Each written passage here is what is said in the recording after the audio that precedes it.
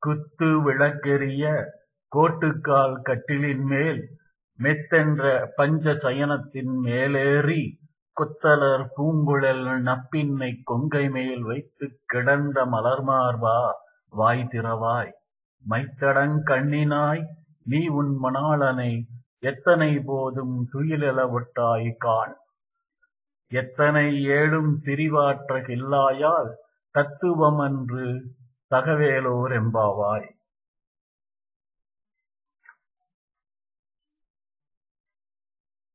பள்ளியறை சுற்றிலும் நிலை விளக்குகள் ஒளிவீச, யானையின் மேல் தந்தத்தால் கடையப்பட்ட